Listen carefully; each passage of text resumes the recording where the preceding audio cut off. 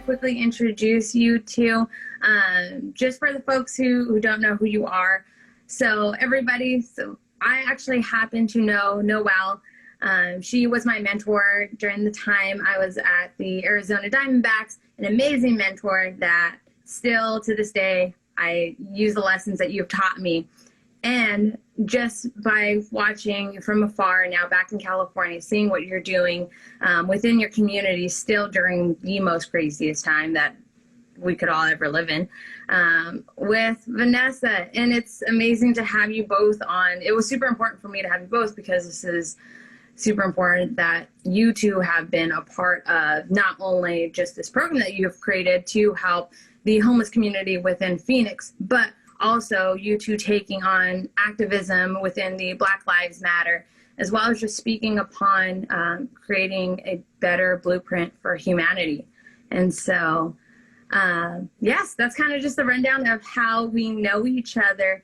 And really, I just want to ask you two first to get started, because I always like to make this as casual as possible, but how are you two doing? How are you doing spiritually? Like, what is going on in your guys' heads with it being the start of the week? Good, good. She's got her wine going. There you go. Over there. What was that? So this is a gluten-free beer from one of our local breweries. Ah. So shout out to that. Shout out to Tioga. I love beer. I just hate the fact that I feel bloated after it. And thank goodness for gluten-free beer. It is the best thing to drink. What's your like go-to beer? Hmm? What's your go-to beer? Ooh, I love Blue Moons. Like, I've always liked Blue Moons since, like, that was a drink my dad used to have.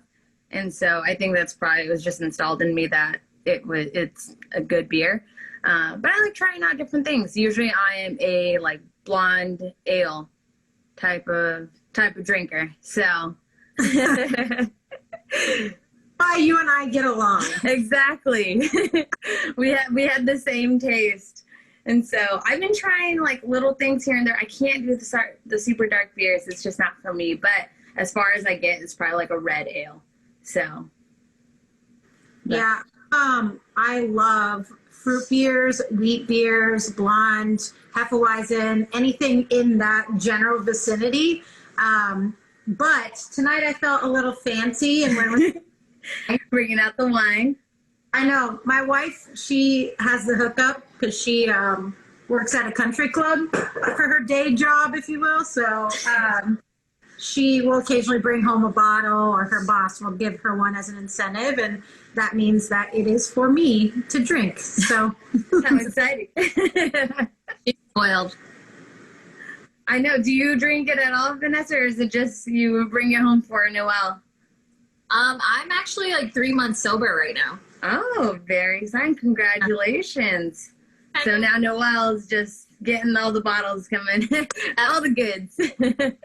I'll be the permanent DD, so it kind of works. Exactly. That's amazing. Now, I know, Vanessa, along with your job, you're also going to school, right, during this time? Yes. And that, you started, I'm guessing like a couple months ago when school started to back up. Yeah, August. So I'm doing fully online. Mm-hmm. Still taking 12 credits, but I mean, it seems like a lot, like working full time, but actually my 4 classes, they're all accelerated. Okay. But I take the first 2 in August, which they're already done. They're 7-week courses. And so next 2, they just started. So they're both split up. So it kind of makes it a little easier. tell her your degree. Yes. Community advocacy and social policy. And what school are you attending right now? Watts?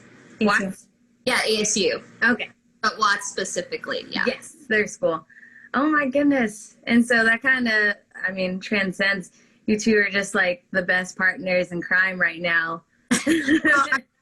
It took her a while to actually finally commit. So she, as a lot of people in college, they go to school and, you don't find your calling in college. And so you kind of just like check the box, or you're like, maybe you get mixed up in her case with a partner that wasn't the most healthiest relationship. So she, she just kind of needed to get out of the the climate and that environment that she was in down in Tucson at U of A. So she moved back up to Phoenix. And when we first met, she was still trying to like come back from that relationship. And I told her, look, the best thing you're going to do is go back to school. And she finally bit the bullet this summer and was like, okay, I'm going to go back to school. And in researching that degree, she found community advocacy and social policy. And I was like, look, we did this, we did this, we did this. This is exactly what you would be, meant to do. So that was pretty cool. It kind of just, worked out. I'm a firm believer in everything happens for a reason. I think she is as well. And the timing of it just, it made the most sense. And, in the beginning, I think she had a lot of like shame and embarrassment to get over for herself. Like she was almost like ashamed of herself that she didn't complete her degree. But now she's like this little flower that opened up and spread out. And this year has been really cool to see. I think this year kind of like sparked, so much for everyone. Do you know what I mean? Yes. I know exactly what you mean. It's like, why not? Why not now? Like it's the perfect time, I guess. And then was this summer kind of like that click was like, I just got to do it. Like this was the perfect program. Yeah. She's been wanting me to do this for 5 years now. So, and it's been like it's been 8 years since I've gone back to school. So super excited. But it's great when you find something that you are passionate about and that you are motivated. Yeah, it makes a huge difference. Jazz, could you imagine if we would have had that degree or been able to get a degree? I was like, I don't remember a degree like that back in school. I like think about my degree. I'm like, communications is great. I mean, it's pretty generic and I use it most of the time. And most of my experience, everything I've learned is just out of experience. So now at this point, but I know I think I would love to have done that. But like at the same time, I was a totally different person, like back in college. Like now something like that, I've looked into even like master's programs, to further educate. And so I'm kind of like finding my calling as well at this point in my life. And so we'll see where that takes me. At this moment, just keep myself busy with my own passion projects. So yeah, you're doing great. I'm literally so proud of you. So before we get deep into our thing, Jazz has literally like become again who she's destined to be throughout this year. And I've been so proud, again, as her mentor. And I still remember a lot of the conversations you and I have had when you were just struggling and like, this is not where I want to be and I'm far from my family. And this was probably the best move for you, obviously coming over and like starting with the D-backs, but like going back home was probably the best thing and the best timing. And obviously COVID sucks with that timing, but you were like just barely getting your stride. And I was so, so proud of you.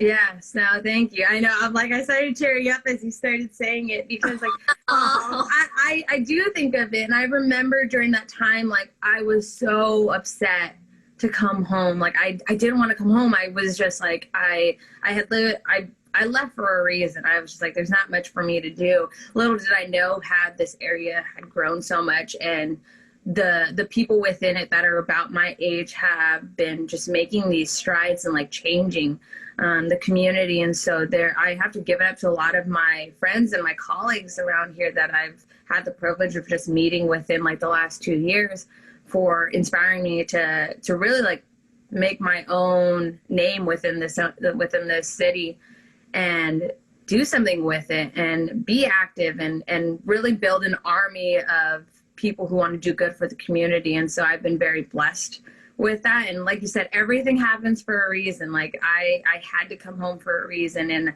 I'm so glad it happened. Like I think like when would be a time that I would ever leave again, like maybe for another job to another community. But at this moment, like I can't see that because I feel like there's still so much more to do here and I'm not done yet. So COVID is putting a pause on a lot of things. So we're gonna roll with it until then. Happy, like you're just, it's glow. There's a glow, like definitely. It might be hold on, I'm gonna see if I can flip my camera. It might actually be this light. My dad's True cool light. Something's working. Yes, thank you. I know I've noticed in like Zoom calls, it's either like my room is way too bright and I just get like the like whitewash over, or it's like super dark and you can't see me. So I'm like, this is perfect. There we go. And you're watching the game. I know. I was like, shit, I didn't think about that. But sports has been a really weird thing. Like, again, before we jump into everything, I just have to, because I mean, we are very involved in sports. We work in sports. Yeah. It has been such a weird year just to not only be working in sports, but also just watching as like a spectator, because there's just so much going on at the moment. Like I've even hit my periods where I'm just like, why does sports matter? Like there's so much more, like there's human rights, there's Black Lives Matter, like all of these things are going on. And I mean, not even that, there's people dying from this terrible disease. And I'm just like, there's so much more important things besides sports. But at the same time, like it does bring, I know for a lot of people, it also brings just calm, and it normalizes things. And I know for me, like the first couple of games, it was definitely like that. It felt normal for a second, but it was also me observing like, what are these players doing to use their platform for good? And that was like a really big thing as I was watching NBA, NFL, MLB. For myself, minor league baseball had been shut down for this year. So we'll see what the next year is. But for players of that extent, they have a major platform. So that's always been what I've been keeping my eye on. And so now I'm kind of getting into the groove of watching Sunday football again. But it took me a couple of weeks. I kept scheduling things on Sundays, and people were like, why are you doing this? Because I forget that football's still happening in this crazy time. But let's just jump right into it. I want to go into how it all started. So your nonprofit is called The Movement, but it didn't exactly start with just this want to be helping the homeless community within Phoenix. Just tell me your story, because I know it kind of just sparked in a weird way, but like it was meant to be. Yeah. Go ahead. You. No, it just kind of started. My wife and I were just going to downtown Phoenix and grabbing some coffee. And she was like, have you seen like what's going on in downtown Phoenix? I was like, no. And so she drove. It's kind of, near Chase Field. So she drives that way, every so often because she works that way. I don't. And so she took me, and I just broke down. Like I immediately broke down because it was the first time I've seen it. This was, 3-4 months ago. Just the way Maricopa County has set it up down there. They've spent, thousands of dollars on chain link fences. Mm-hmm. Everyone's secluded. And, Human Services campus is overrun. Andre House, everything over there, with COVID, they have to limit the capacity. Yeah. Everyone's left on the street, and just, I told her, I was like, we've got to go to Sam's Club. We've got to do something, give them, and get some water for these people. Because at the time, it's 117 outside.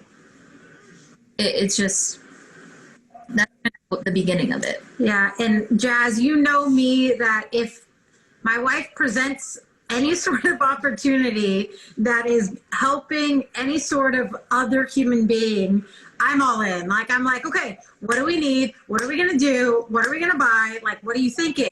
And we started with how many water bottles can we purchase? And we didn't have a Sam's Club card at the time. So I called my parents and I was like, hey, can I borrow your Sam's Club card? Like, we are going to got to do to buy some water bottles for the homeless. And my mom was like, yeah, where did this come from? Like, what sparked it? Like, why are you doing this? And so we went to Sam's Club, and we said, let's get one of those big, like, pushy carts, because I love pushing those big because they're so much fun. And I said, babe, like, let's stack as many as we can on here. And we stacked it up a couple columns and you know, a couple rows deep. We were like feeling really good. Like, we got one of these big carts. Like, this is pretty cool. This is going to be so awesome. So we loaded up, and I said, let's go park over by the unsheltered lots. And then I'm going to go talk to the security guard and see if, like, that's cool that we drop it off. But what is hard to describe just virtually here, like the unsheltered lots, there's 2 separate lots. Mm-hmm. And in the middle, there's like these barricades that are blocking the street. So they've blocked the street off altogether. So you can't go in there unless you get out of your car and walk up. And each side has 2 tents. And, you know, those are monitored by security. And you can't go into the unsheltered lots without going through the security. Mm-hmm. So I walk up and I said, hey, man, we have some water that we wanted to donate. Is it cool if we, you know, drop it off or whatever? And he said, yeah, for sure. Like, let me help you. And we were like, okay, cool. Like, so we walked over, grabbed the 12 cases of water out of the back of our car. Next thing we know, a gentleman walks by who was wearing like a Cubs hat or something like that. And his name was, what was his name? I can't remember. It was like something. It was like, He had a nickname. he was like, I'm little Bobby or something. And Yeah. I was like, oh, hey, Bobby, what's up? So let's just say his name was Bobby. But he was the kindest guy.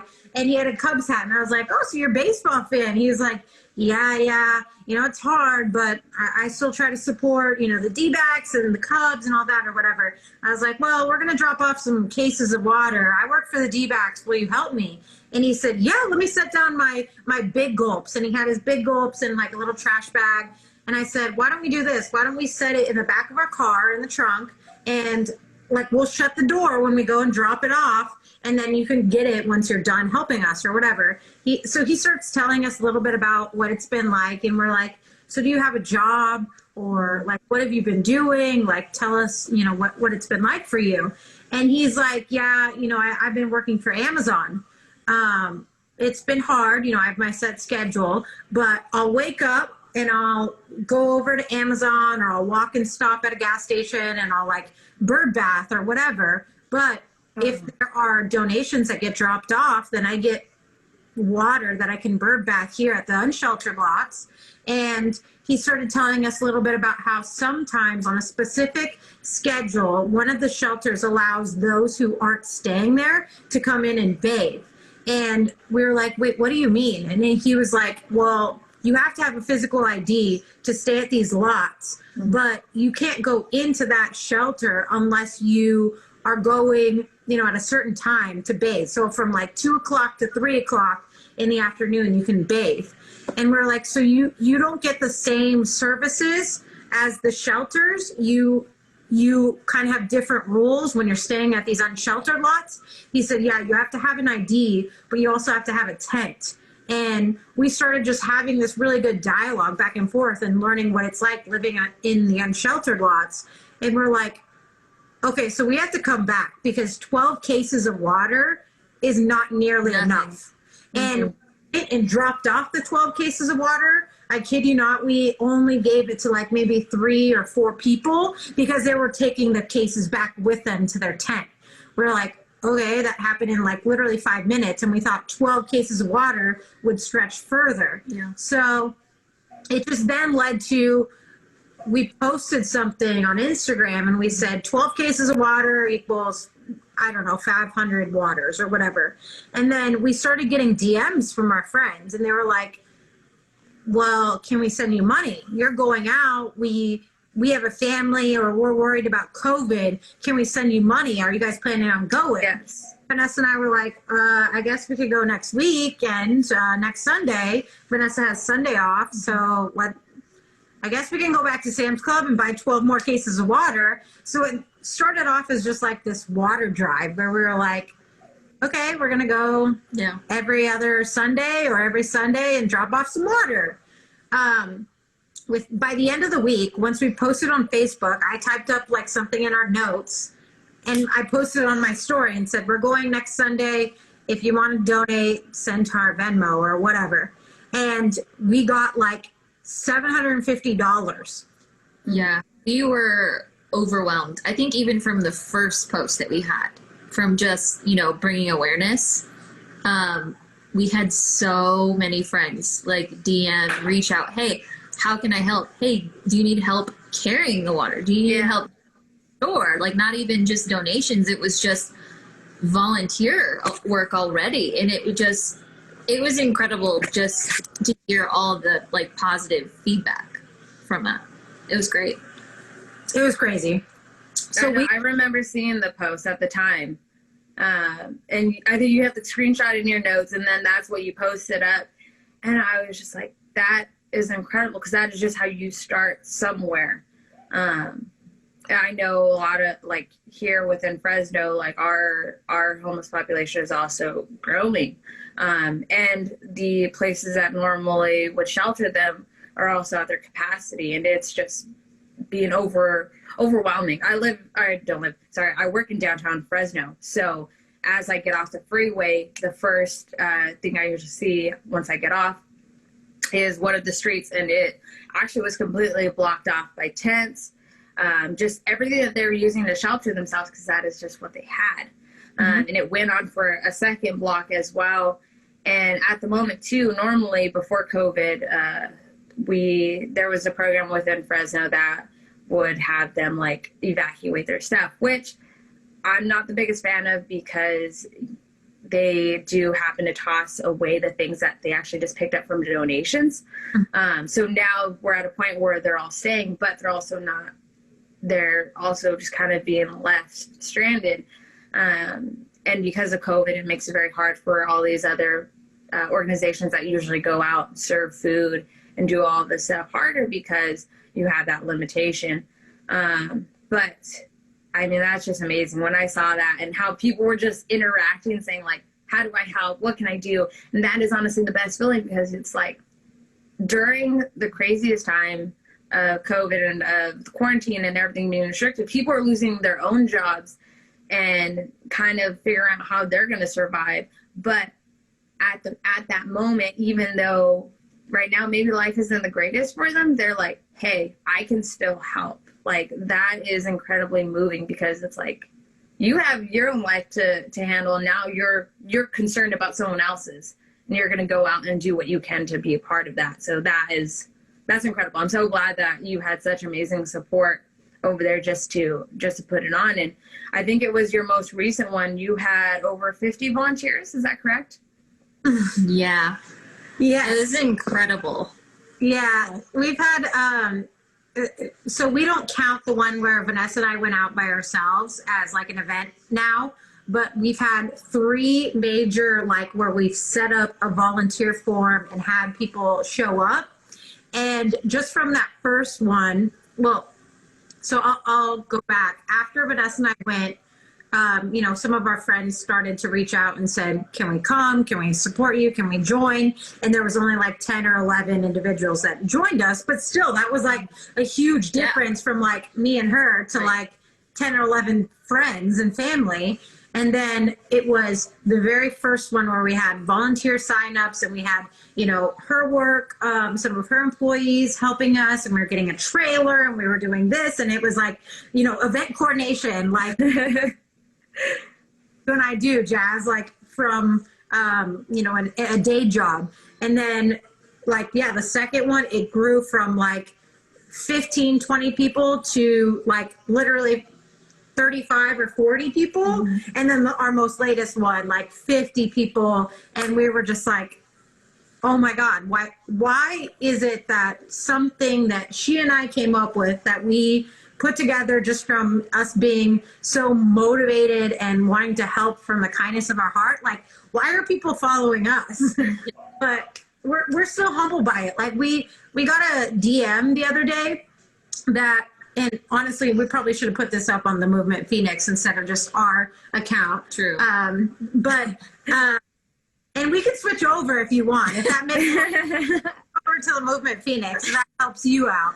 But No, like we had a DM from someone and the message, I'll have to just pull it up. We're just like Noel and Vanessa, like why are they talking about us like we're some like really cool big organization that like accomplished so much. Like just the word choice, I think, was what really blew us away. Like we felt like super honored and humbled that they would even say that of us. But I definitely want to read you this message because yes, please share. Just like that can't be us. Like that can't be what we did. I don't know.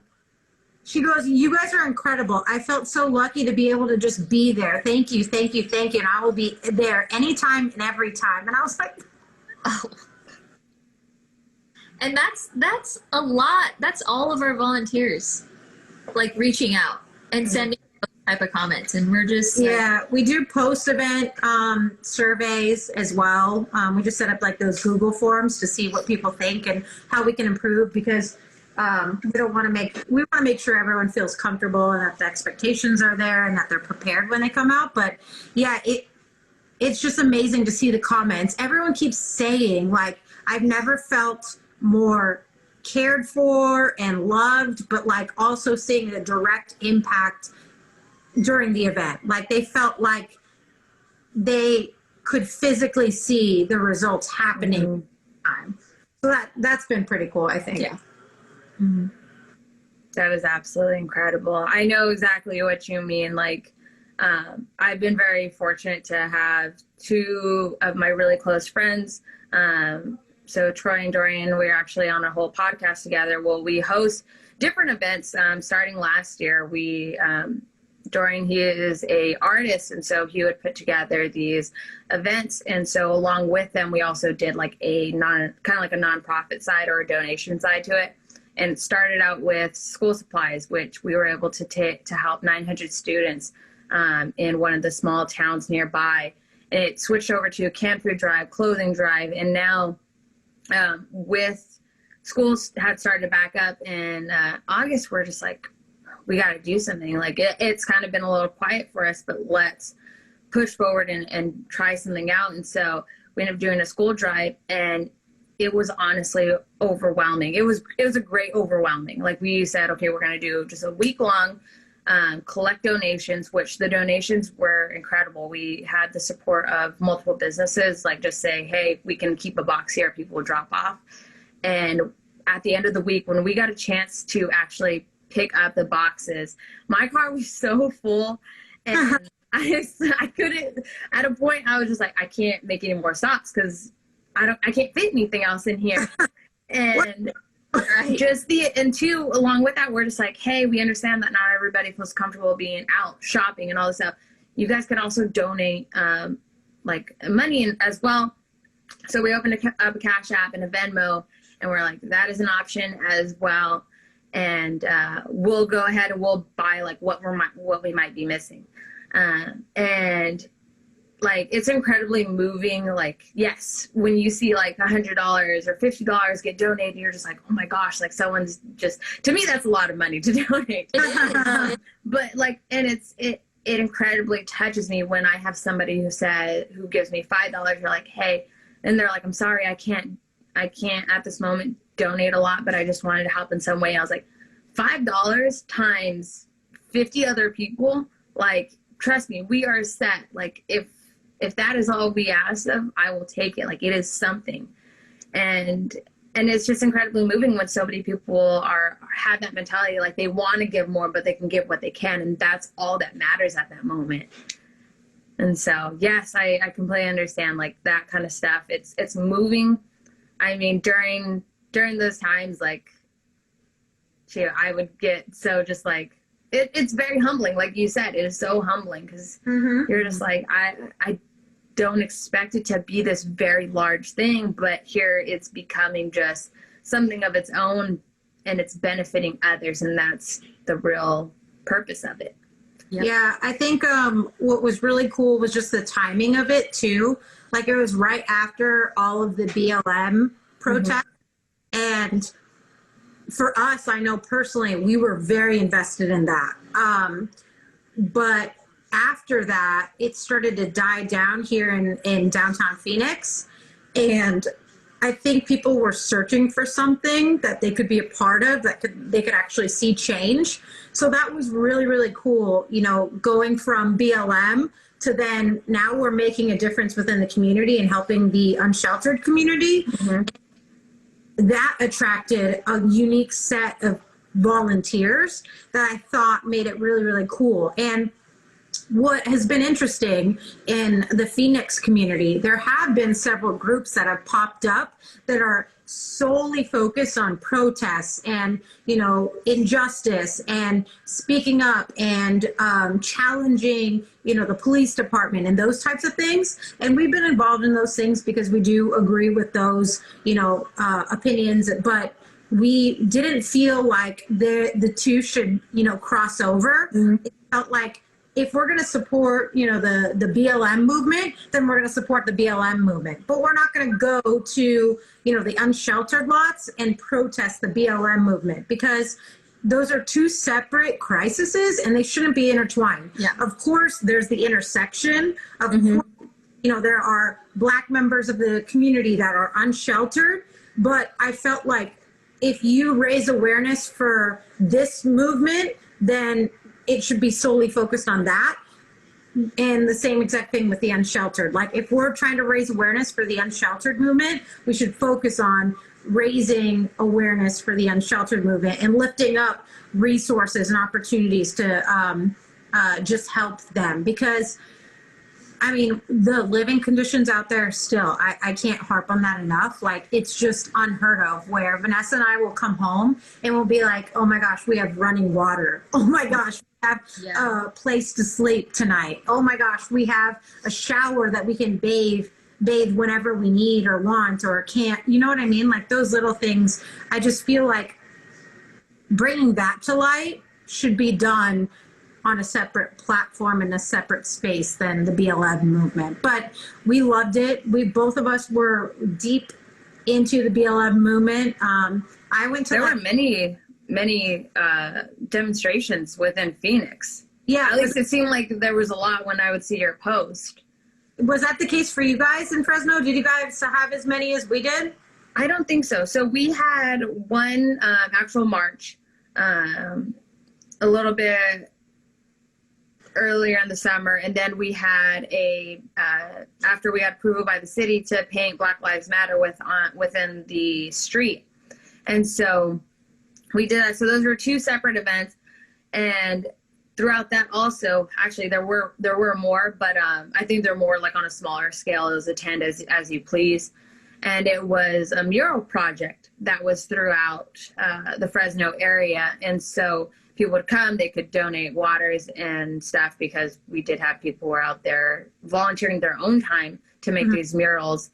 And it was great. I mean, kids were able to participate. They had little chalkboards for them to write their message or their drawing or however they wanted to. And it was amazing because they did it in different ways, to where it's like, okay, if you don't want to march, because like right now it's to be surrounded by so many people. Like I know for myself, I didn't march because I live with my mom, who is considered high risk. So I really wanted to separate myself from being around a lot of people. And so I went to the mural projects instead, just because I knew I could step away from like crowds of people, and that because there were multiple sometimes going on all at once, not everybody was at one location. Yeah. And so yes, I guess we did have multiple. It's kind of weird to think about it. Like in my head, I was thinking of the two big ones that we had.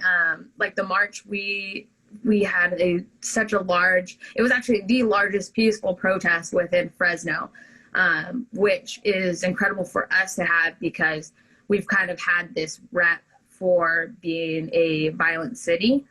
And so when we get to say nothing happened during that time except for love and just encouragement and supporting one another and supporting the Black community without any like devastation, was something very incredible to be able not to share with just within the community here, but with the whole state. And I mean, we would hope it reaches nationwide.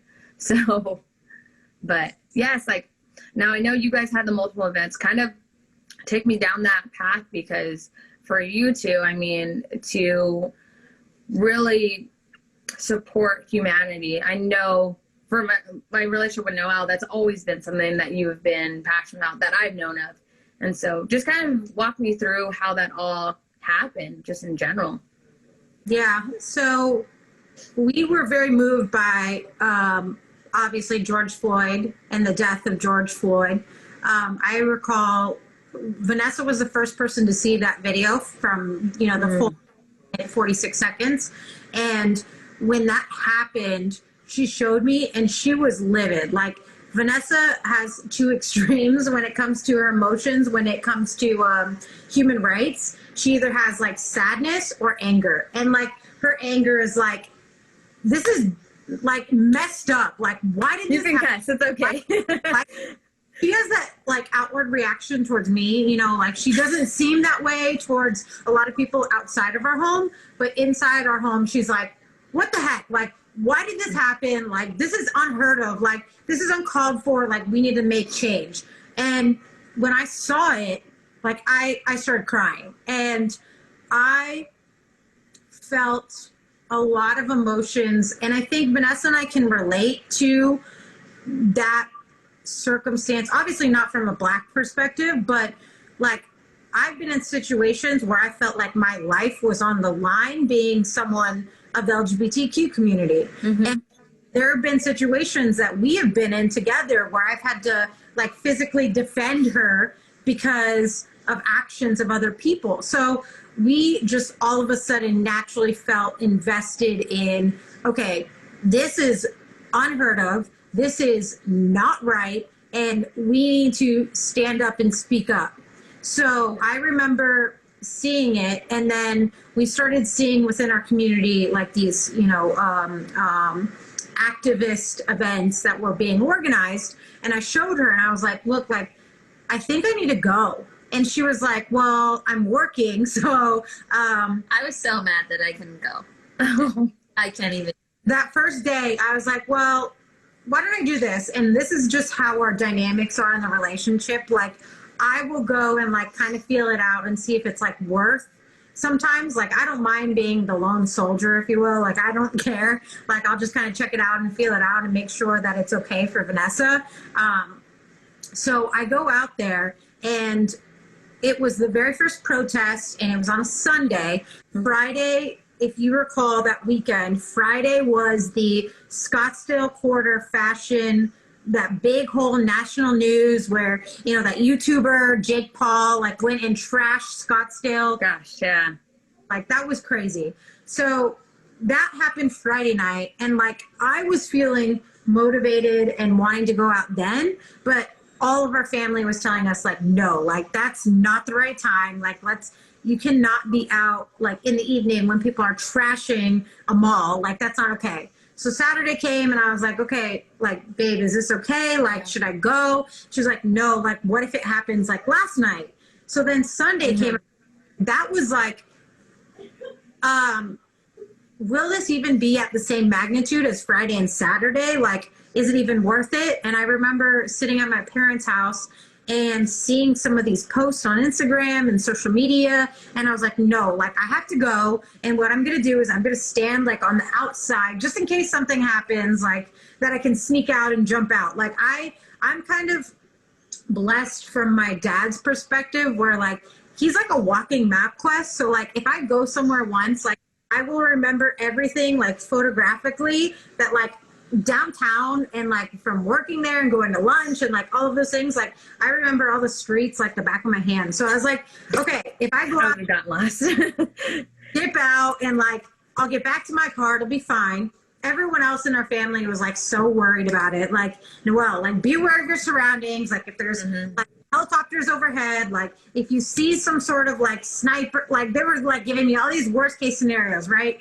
So I go out there, and I remember at my parents' house, I like made the impromptu sign with my cardboard, like Black Lives Matter. I'm going to do it. I've been to the women's marches. I've been to the pride marches. I've been to all these other marches. Like, I feel prepared from like a supply standpoint. Like, I'll bring the milk in the water bottle. I'll bring like all those things just in case, you know what I mean? So I go out there, and it was kind of surreal because like with the pandemic, you're like, I need to be 6 feet away from the person in front of me. I'm going to wear gloves. I'm going to wear the mask. Like, I'm not going to touch anyone. Like, just everything about it was like, I don't know what's going to happen. I do see the helicopter overhead, like walking through Phoenix. You're like, okay, something might pop off right now. Like, I don't know what to expect. And then it went well. I went there for an hour. I met my friend. We both met up in you know, a good synchronized time, and it went well. So I came home and I told Vanessa. You have a guest. I was like, wait a second, when did you get another dog? We're watching my sister's dogs. Okay. So then We were so worried because she was going by herself. Yeah, and I completely understand that. I did the same, like knowing that I would see friends there, but I'm like, I'm just gonna go anyways to some of these events, even if it's by myself. But I mean, even my family was just like, be careful. Like, if you get that gut feeling that something wrong is about to happen, you need to go. Yeah. And thankfully, like, that wasn't the case at any of the events that I had attended. But even the ones that my friends did, I was doing the same. I was like, please just keep your eyes open. But I was saying, like, some people there are people out there that don't want you there. Not the people who are currently participating, but others who just don't want that demonstration to happen at the moment. And so you never know what is going to happen. And it's tough because you kind of have to be on edge while you're also just trying to empower this movement at the same time.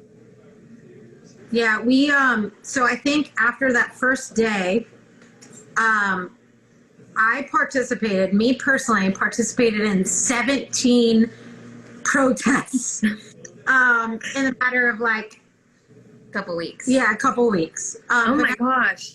Participated? I want to say 10. Yeah. So we found that we saw this group on Instagram that was leading the charge. So we would just follow them on Instagram. We would follow them on Twitter, and they would post every single day, like right around the same time, and say, we're going out again. We're not stopping. And I think for us, after going the first time, I told her, I said, you need to just come with me, because it was like moving, being out there. The people and how many different minority groups were out there. I mean, I was seeing like signs that said like LGBTQ4 BLM, like it was just crazy. So I explained it to her and I said, you need to be a part of this. And once we started seeing the news reports that it was happening nationwide in all these different cities at the same time, day after day after day, it was almost like we were missing out. We had that FOMO, like, we have to be a part of this. This is history in the making. And we almost became like obsessed with it, where we would come home and like turn on CNN and like watch all these other demonstrations happening in like Chicago and LA and Boston. We're like, okay, we're going to keep going. We like had this pact, like after like the third day, like we're just going to keep going until it stops. And I remember after like day 10 or 11, like we started having these conversations. Like I was having it at work, she was having it at work, and she was having like some of her members saying like, oh my gosh, we can't believe you're doing this, or like, this is so awesome. And it was more so like that re-encouragement, like we were getting tired, but like we felt like we had to continue to participate and speak up, because there is that intersectionality for us. We know members that are part of the LGBT community that are Black. We knew police officers that were Black that didn't feel like, you know, they were being represented in the correct light. So we just felt like for us, we were getting so many people that were reaching out to us saying, thank you. We can't participate. We can't go out because of COVID. Can you guys like be our voice? So we almost just felt like this responsibility that we were doing it on behalf of our family, our friends, and all these members of these different like subcategories, that we were like, okay, we just need to keep going. Like if I can do it, if we don't have kids, we don't have people that we're putting at risk or at like, let's just keep going and feel it out. And I know that this group that we followed for the longest time, they're still out there and they're still doing these things, but to be at like protest 10 and to see like 10,000 people walking through downtown Phoenix, like it almost motivates you again. Like, okay, we're going tomorrow. Like we got to keep going. You know what I mean? So then once we went through 17 or 10 or whatever, like it finally started to fizzle out where we only saw like 50 people or 100 people going. And we knew that the right representatives were going to continue. But then once we went out to our own thing, it was like, okay, like there's a calling and there's a niche that we can continue, you know, helping the community in a different way. Yeah. But we know that if the Black community needs help and it's still within, you know, raising awareness for social injustice, we can always go back out and protest again. Yeah. It doesn't mean that we're done supporting the Black community. It just means that, you know, that moment in time, I guess, has paused, or like there are other ways to protest. So exactly. And that's what I love that you said that, because like I thought the same thing too. I was like, I don't want this end because I don't want it to just be like this one moment. Right. And it was kind of hard for me to swallow when like we weren't having actual events. But when I started having conversations with friends, doing research of my own, and jumping in on just like these video calls on our council meetings, because they do make them public. I'm like, there is still protests going on, but it's going on behind the scenes. People are actually jumping into these organizations. They are doing their petitions. They are becoming a part of these committees to where like the protest isn't stopping. It's just we're putting in work in a different way to where it is going to be effective for the future. And so I think that's one thing to really take note of, is that it's not over. And I think social media still does a good job at like reminding us of that, like, and people who think it is over, it's like, it's not. But if you are intertwined within that community, you know that there are people putting in the work currently still to keep pushing it forward. But I kind of want to know, so there was one question I feel like emotions really drive you in everything that you do. And so it's kind of like a two-part question. So in one word, what would be the emotion that you would describe when you were walking within the marches for the Black Lives Matter protests? It's a tricky question. Just being in that moment. Yeah, I don't know. It was really cool. She's meaning present. Like she just felt like she was present, and like she could physically feel like the feelings and the emotions of what was happening in the moment. For me, I just felt prideful. Like I just felt like our city showed up, and there was so many different types of people, and like I thoroughly enjoyed all the conversations that I had with just strangers and people walking alongside us, that like once I said like, hey, I'm a part of the LGBT community, I don't know what your experience is like, but I'm here for you. The amount of conversation that came from that they were like, thank you, but like this is how we feel in this moment, and this is what it's been like for us. And like seeing young kids that are coming out, that are part of the Black community, that like are going through it, you just want to make a difference for them and like make that change for them so they don't have to live this shit, or part of my French, you know, this what we're going through right now. So like I just felt prideful that, you know, the BLM movement was able to bring so many different types of people together, and that I was able to be a part of it. Like I felt like it was such a cool experience and worthy experience to be a part of, that I will always look back on that moment and be like, I was a part of it, but like I was an active participant and like a change maker, you know, someone who helped move this message along. And I hope that change does happen. And I think what's been going on in our country right now, there will be some change, but I hope that all of that work that we did over the past, or over those 20 days or 25 days, and I was thankful to be a part of 17 of those. I hope that this changes the perspective of those in power, that they can say okay, we probably need to change the system and how it operates. So if this many people see there's an issue, something needs to change. What we continue to say is that as much as, everything that we've seen this year, all the divide, but we've consistently said, love isn't canceled. Mm-hmm. Yes. So, yeah, that's what really drives us to continue with the movement Phoenix. I know we put Phoenix on it, and that's more of a copyright standpoint and all of those logistics behind the fact.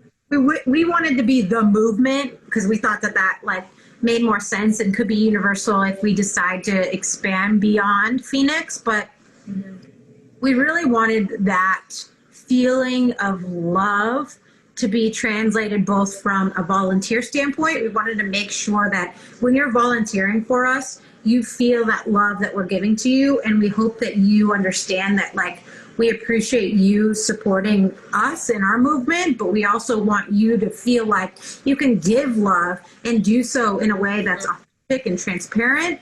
And what our volunteers have told us is that from the get-go, when we explain what we're trying to do and the message of redefining the blueprint, we just want to cancel that stigma that comes with whatever crisis is happening. So right now we're focused on the unsheltered, but the unsheltered community has always had a stigma, right?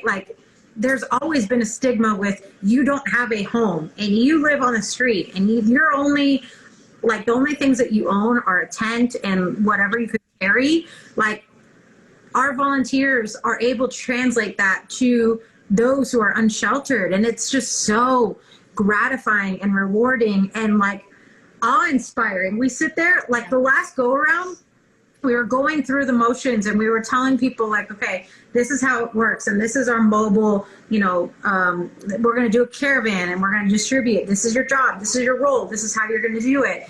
And people got it within 2 seconds, and they were coming to us and saying okay, this is what you need for the next go around. This is what they want. This is what they need. This is what they are the fact that they are coming now to us and using us and saying, this is what they need for the next go around. I don't know. It's just so special, and it's unlike anything I've ever been a part of. Yeah. And there's almost a sense of I don't know. I get emotional thinking about it. The fact that we've been able to facilitate that, and the fact that people listen to us, and the fact that people hear what we're trying to accomplish and then mimic that and have those same conversations to the unsheltered community. We hope that that can translate in whatever the next crisis is, because it's been so rewarding and humbling and just really cool to see. And it's so crazy because they know who we are when we're coming now. It's incredible. In the beginning, my sister pointed out, she was saying they were hesitant because they were, a little skeptical. They're a little timid. Yeah, I was they're protecting their only property. Yeah. Is. And so I they can understand that. What they could take, the limit or what, and now they see us coming through because we come with a caravan. And this time around with the 50 volunteers, they were cheering. They're thank God you're here. Oh my God. And we're now at the point where we're we need to go twice a month. We need to go more often. How do we strategically plan this? And how do we get some more, corporate donations? And we're starting to plan, some of those bigger plans that on a long-term scale. How can we make it so that the unsheltered community gets the support no matter what, but how can we start to evolve and move into some other, crisis, as I mentioned too, we are finding that it's not just the homeless community that doesn't have these resources. So how do we tap into other communities and start to help them? We're trying to amplify all of those obvious resources. We want to amplify, the shelters that are doing great work, that have drives, that have, resources and sustainable programs in place, but those are always going to be capped at some capacity. They only have so many people, have so much funding that can really truly support, that group of people. So now how do we move into, okay, let's help our youth that are experiencing homelessness? How do we move into our youth that don't have, the funds to go into that pathway? So we don't want to overlap any of the nonprofits that are already doing amazing work. We just want to be almost that hands-on expert, or not experts, but like just hands-on, like blue collar volunteers that want to help amplify whatever it is they're doing. So like we've worked with Tito's recently. They've been doing a lot of outreach events, and they've asked us just to get involved. And that's been really cool to be able to help support, because like, again, she was a Tito's drinker, and she knows a lot of the Tito's people really well from, working in the country club life. So she has been like, yeah, I would love to help you guys out with what you guys are doing. So we just want to amplify and add more, support towards some of those nonprofits and agencies and organizations that are doing great work. And for some reason, people feel like we have some sort of audience, or we have followers, if you will. I don't know. It's just our friends and our family that are really spreading the word. Our mantra every single time we have an event is recruit a friend. So like it's becoming this family and or friendship community. The fact that we're putting together plans to potentially work with, some other organizations and support them is pretty crazy. Like we didn't think that that's where this would go. And we never thought that we would be forming a nonprofit. And we expanded and brought in 2 other co-founders with us, which is Vanessa's sister and our best friend who officiated our wedding. And bringing them on has been the best thing for us, because we are all so different, from a character traits and just our core values. We're all so different, but we all kind of flow and work together in the same, like, we all kind of want to help. And both of them started off from the first event that we put together, and they've seen the progression and how much it's transpired, and they brought together so many different ideas that bringing them along made a lot of sense. And it kind of just felt right, like bringing our family and our closest friends into it.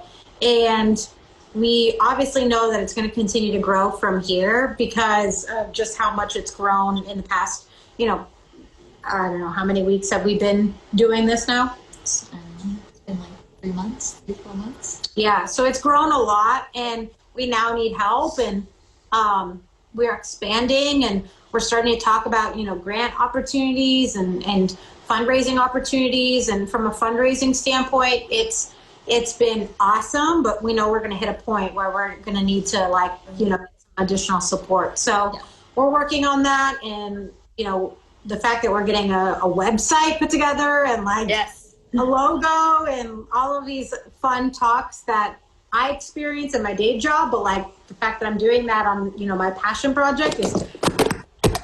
You're just the best. I love it because it's just like, this is what would really happen. Like you think of the Zoom calls when like someone starts walking in behind. Oh, look, there they are. There's Henry. But like that's our setup right now, so very real. We don't have the stuff that you have. We don't have a studio. We're not a professional, podcast live. If you want to know the secret, so our podcast at the time when we were doing it in person still with each other actually happened to be in one of the guys' his own apartment. He had a loft area. And so we just, we put up this like fake brick. So it's just like a sheet that goes up, and had a local artist come in and do like a graffiti art to it. And that kind of became the area. Well, when we started getting more guests on, we had to move down to the living room. And so we were just taking over his apartment.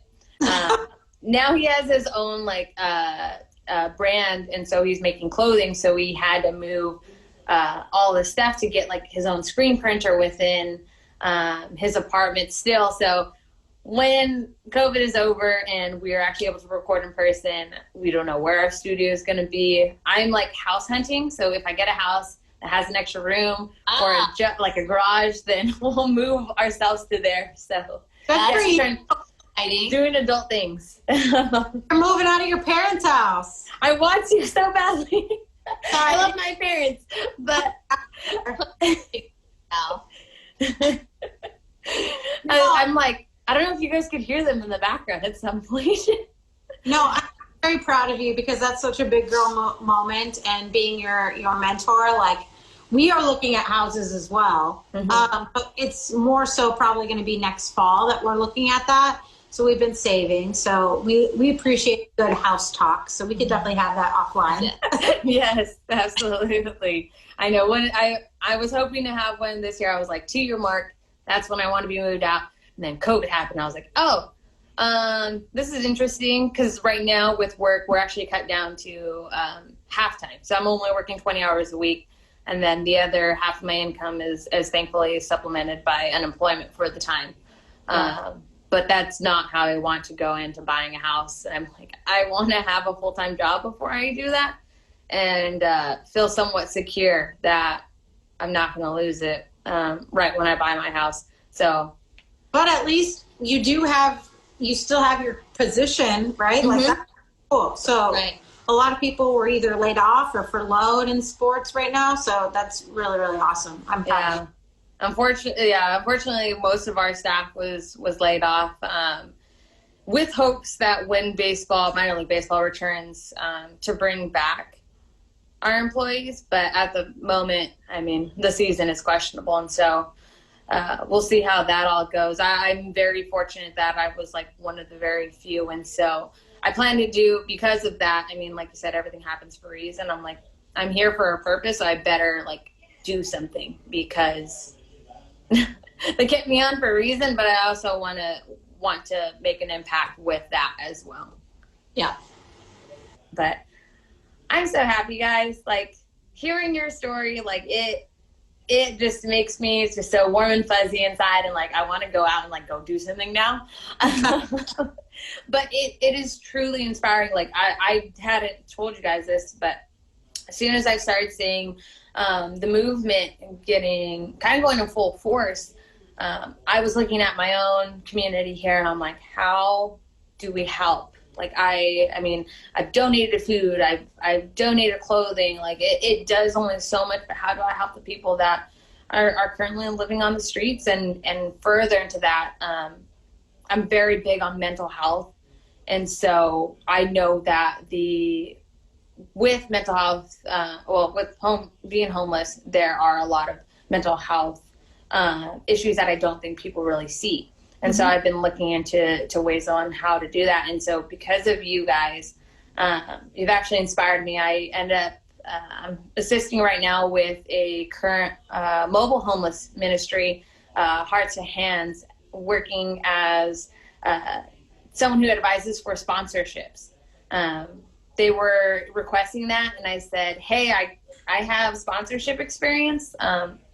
Let me see how I can help you, because this is something that really touches my heart. Like, I have a lot of passions in helping people, but definitely the homeless community is definitely one where I'm like, how do I do this? Because you kind of need to act now. And it takes a lot of people in order to help everybody.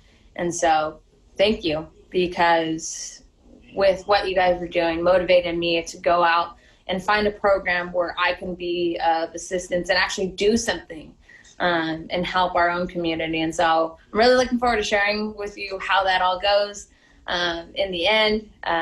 Hopefully it grows and expands, but thank you. I really hope that your story does the same that it did for me and for someone else. So first off, I will not leave without telling you how proud of you are. Yeah, I am so proud of you. I cannot tell you how much you have grown, and the fact that you're willing to go out there and help because of us, like, that means a lot to us. And that's amazing. We we don't do this because we're trying to inspire other people involved. But you are a young leader who can replicate the same exact thing that we're trying to do here. And it's incredible. I mean,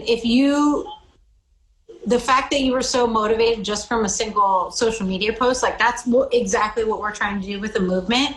We want others to see what we're trying to do and see that there's a need and take action. What we've heard from a lot of different people who've come out and experienced it firsthand is that they've always wanted to get involved. They just didn't know someone or didn't that organization was worthy, and or if their money was really going where their mouth is, walk the walk and talk the talk. We had a restaurant come out and support us and cook a ton of burritos on our last one to give not only to volunteers, but to the unsheltered community as well. But they said, they came out prior to just as a volunteer with 1 or 2 individuals just to feel it out.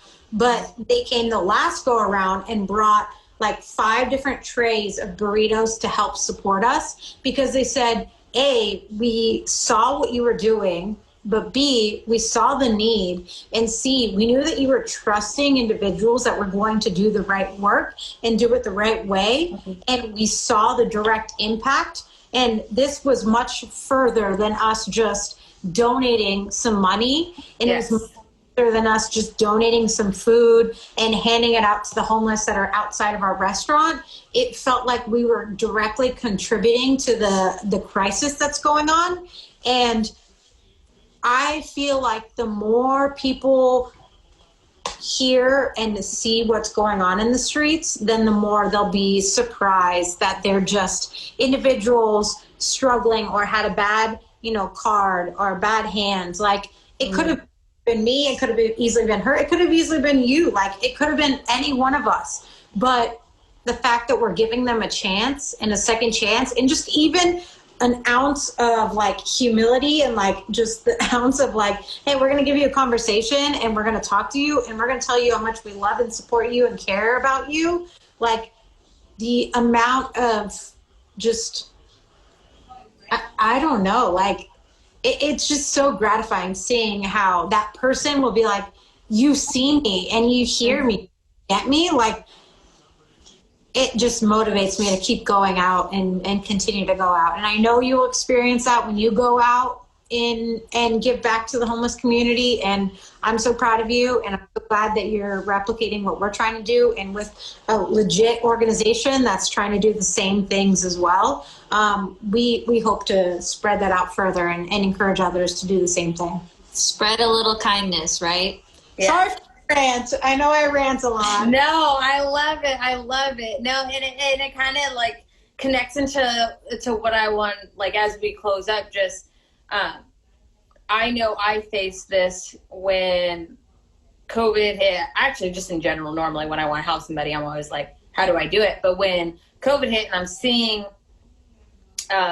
blocks of people, and not only blocks, like I'm thinking of it now, when you drive down the freeway, because the freeway, it's kind of weird the way Fresno is, but it goes up into a hill. So there's grass up, and as you go through, at the top of the hill, you just see tents and tents of people who have made their own shelter along the freeway. Normally it wouldn't have been like that, but because of COVID, a lot of programs had stopped, and so they just have found shelter where they could. And it's so overwhelming because you're just like, what can I do? But what would be your piece of advice for anybody who's just, and it doesn't have to be with the home, helping the homeless community. It could be helping children who are in underprivileged, underserved areas. Like, what is your piece of advice for someone who really wants to be an advocate and also just a person to help others when they can? I will say, as someone who is more of a doer, I'm like literally the most like, okay, if there's a problem, let's go do it right now. I would say just do your research, maybe Google. If you find something that's attractive to you, then sign up, become a volunteer. Sign up for any email distribution lists. But But if you're not finding what you're looking for, then do it yourself. Like, that's exactly what we did. We were like, well, there's not many people that are going out and setting up volunteer events during COVID because of the liability side of it, right? Mm-hmm. Which I get it. And from a company standpoint and an organization standpoint, like, that totally makes sense. But for us, it was like, well, we're just doing this out of the kindness of our heart on our own time. So maybe others will feel that same thing and not feel like, liable, or feel like they have to, I don't know, that they're willing to take that risk, I guess, and put themselves out there. So there are a lot of organizations that are accepting volunteers right now during COVID. I would just research. Local shelters are definitely in need of some extra hands. Boys and girls clubs and youth centers that are continuing to stay open during COVID, that are offsetting the schools and helping the online learning, like, just research that. They need help right now because they've stayed open over the past 10 weeks and are like, they're almost like going nuts because they're basically providing schooling and teaching kids, but also being that after school care, I guess, as well. But yeah, we just decided to take it upon ourselves and create something, and it was really, really cool and special. So if you feel like you have support or people that can help you and rally around you, like, you might as well look for opportunities to create your own, better your leadership skills and continue to grow from a personal development standpoint. I thought that was pretty cool, being able to do that and learning on the fly, if you will, and utilizing our resources. But I also have to give a shout out. I think my mom is still on here. Hi, Mom. I was going to say, I saw a last name here. Love you. We love you so much. Her mom came on. My little came on. A lot of our closest members. But Mama Debs, I love you. She's herself. My dad's on the road traveling. So I love you. Thank you for supporting us always. Oh, there we go. All right. Thanks, Mama Deb. And Vanessa, do you have anything to add on, advice for someone who's just looking to be a part of the community and add value to it? Yeah, I mean, same thing along the lines of, there's so many organizations out there that are doing the things that we're doing, even volunteering. I mean, I had no idea that Tito's was doing all the work that they're doing. There's so many different organizations out there. And the biggest thing is the friends that we're meeting along the way, who want to help, who want to do the same things that we're doing. And it brings everyone together. Yeah, networking. Remember, I told you a lot about that from our Yes. Networking. And it's funny because I actually have someone that will probably be reaching out to you. He's from Texas. He reached out to me just to talk about my position in sports, and he just happened to hit me up on LinkedIn and says, hey, I just want to learn about what you do. He's like, I just make connections with people, and he's just this kid and just trying to get just learn more about the industry. And I was just like, hold on, there's someone that you need to talk to that's absolutely amazing. That's my mentor. And so I had shared, I think it was your LinkedIn with him, so he's probably going to be reaching out here soon. But that's what I was telling him. I was like, networking was so key. And I was like, not even within this industry, but just within life. Like, you never know when you were going to start something, and you need to reach out to others who share that same value that can help you. And that was one thing. I don't know if she's on anymore. But Maddie, who also used to work for the Grizzlies, she was asking me that same thing too. She was like, how are you doing all of this? Like, what? She's like, I've been looking to get involved within my own community, but how are you, like, just starting your own projects? And I was like, honestly, it's creating this network of people where I share with them, like, what I want to do. And they're like, let's do it. Just tell me what you need and we'll make it happen. And that's really how it's all gone. And so I've been very blessed to have a tight, and I call it a tight-knit community, but also it's became a big circle, which has been lovely. But along with that, I always love doing this because I see what you guys read and everything that you share, like, resource-wise.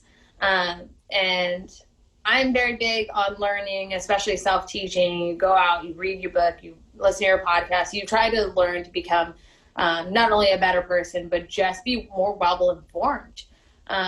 What are some resources that you would recommend for folks, whether they're books, podcasts, documentaries, videos, etc., anything? Like the podcast queen. Books and books and books and books. Like literally, like here's this. Actually, you know what? You want to see something? Stack of books. That's holding your phone. Wait. Yeah, exactly. Oh wait. There we books go. And books and books and books and books and books. And that's not even all of it. Like literally books and books and books. Okay. So my current read, and I've been in the podcast. My current read, Help I Work with People, Chad Veach. He's a pastor, believe it or not. This is him. He's a pastor. Did she know Jakara? Yeah, you were working with Jakara. That's who introduced Jakara told us about Chad Veach. Huh. Daily Stoic. It gives you daily inserts, basically. Like every single day, you get, kind of a little tips and tidbits of what you should be doing. Let's see. Today is Marks of the Good Life, and quick little read, give you inspiration on the day. And then my most current, actually I gave this back to my friend, so never mind. Monday morning mentoring is probably my go-to right now. I don't know if you read that one, Jazz. I've heard of it. I haven't read it yet, but I have. I've had multiple people mention it though before. Yeah, I read Monday morning meetings with Mike DeLosa in sales, and that was like one of our book clubs. But this other one was recommended by our co-founder, Alessandra Hopman, and she is a clubhouse manager at her place of work. So she's another young leader who could potentially be a GM one day for a country club. And she recommended that to me. And she said, you need to read this. And I felt like I got leadership tips in like very easy, like plain terms and very short chapters. So good. You've listened to a lot of TED Talks as of late. Yeah, I mean, I'm not reading too much of anything right now. I apologize.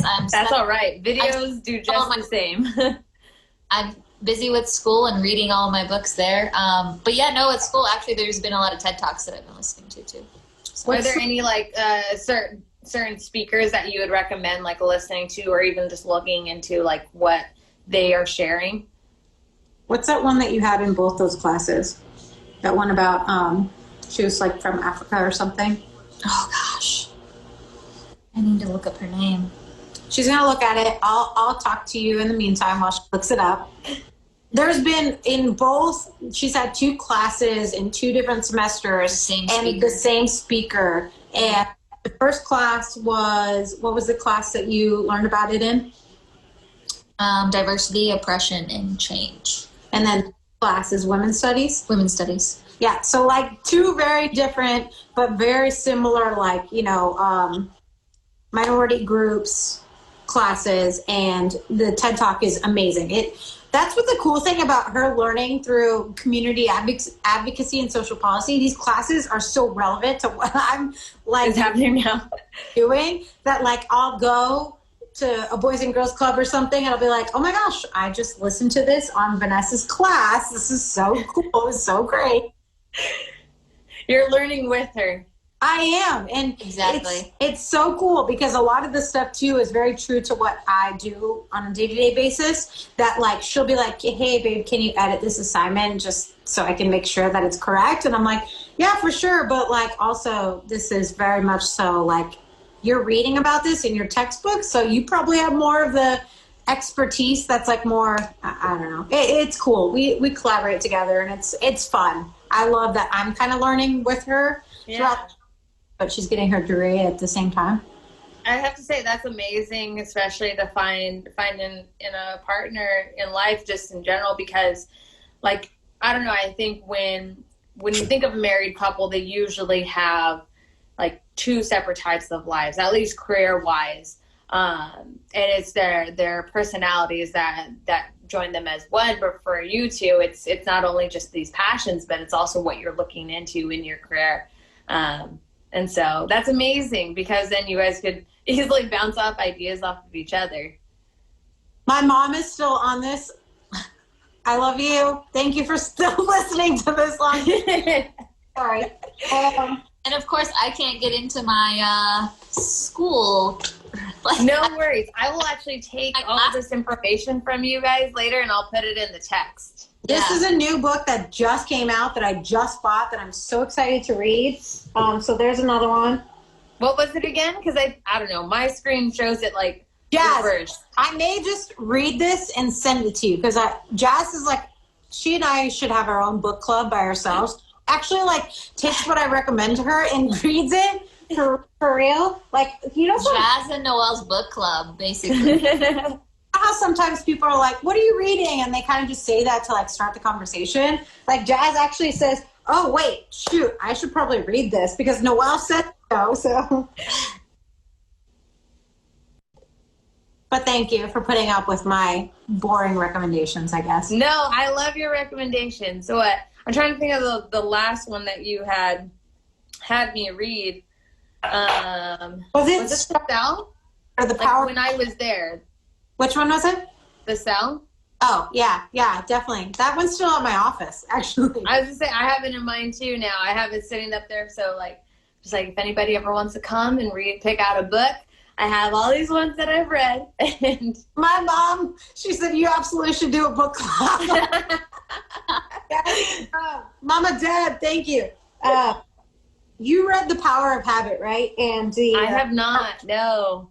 What the heck? Okay, send me your address. I'll send that to you. Okay, sounds good. I can't find her TED Talk, but maybe I'll send it to you afterwards. We'll send it to you. Sounds good. There is a book. I don't know if you've had a chance to read it, but I read it when I first started with the Grizzlies. It's called The Servant, and I cannot remember. What was that? Is it servant leadership? Is that what it talks about or no? Yes, it's talking about leadership, and it was interesting the way that it was told. Like I didn't quite expect it to for the lesson to be taught in that way, but there were some things that like it did talk about, and like I see it in everyday life. I'm just like, oh my God, I read about this. Like more people need to read this, because like I think it brings more conscious awareness to how you act as a leader, but also when you observe other leaders and how they project themselves. There were two things for me, like the DISC personality. Have you done the DISC? The DISC, shoot, I'm not sure if I don't know.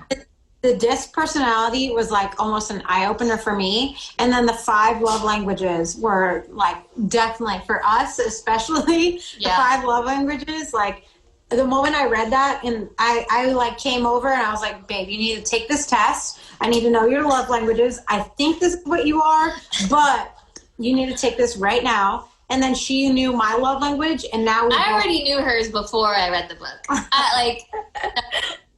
Girl, I swear. But like the 5 love languages, it's so weird. It's not just from a personal perspective, from a professional perspective. You can totally compare and be like, oh, that person, physical touch, or that person is, service, acts of service, or whatever. That one was a good one for me. Just test though, I highly recommend that for you, Jess. Okay, good. I'm looking forward to. I always love this. I get like a list of things, and I'm like, I need to read all of this. I'm still on my books that I still have set here on my desk. I'm actually trying to find a bookshelf because I have so many. He's the for that. Like you're like wanting to look at a new podcast, a new book. Mm-hmm. No, I was the queen.